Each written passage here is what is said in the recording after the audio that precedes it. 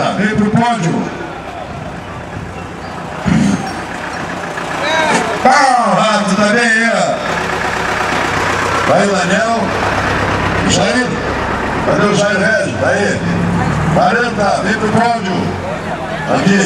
Tem mais de 24 horas. Meio minuto a mais. Vamos, Jair.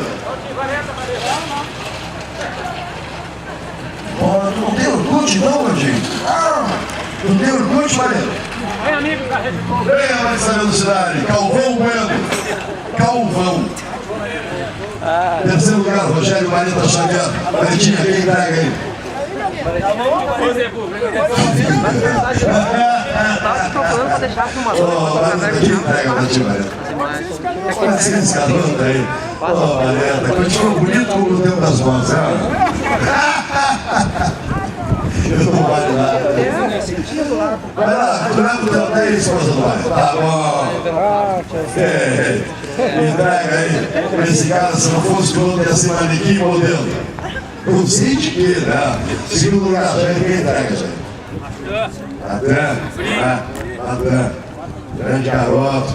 Leva o caneco aí, pô. Velho Jair. Pegando a mais alto do pódio. Daniel Oliveira.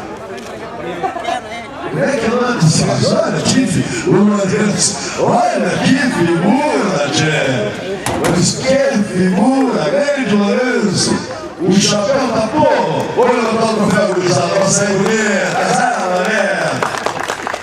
Que legal! As crianças salvaram vocês, viu, gurizada? Ficou bonita a foto. É o banquete, né? Agora tu pegou. Agora caiu a filha. Pilotos da classe A. Kiko, Emerson Melo, vai pro pódio, legal mais alto. Johannes Paim é segundo. E o Moacir, Cunhas de Ferro, Figueira, é o terceiro colocado. Cadê o Moacir? Figueira, cadê o Johannes Paim? Atenção, Johannes Paim, tá aí, Johannes. Vê se o Figueira tá vindo aí. Tá vindo? Não vem aí, ô Mel? Atenção, Moacir Figueira. Tem 24 horas, vai vir no pódio aqui. Opa. Não faz isso com a criança. Deixa a criança, aí incomoda a criança. Deixa eu fazer uma foto. Ainda bem que depois. Tá aí o Moacir Figueira, já partiu pra Santa Maria. Traga a foto, Daniel. Johannes Paim, quem entrega o prêmio pra ti, Johannes? Aê! A esposa? Olha esse motivo! Tá legal, olha aí! E assessora de imprensa também, né?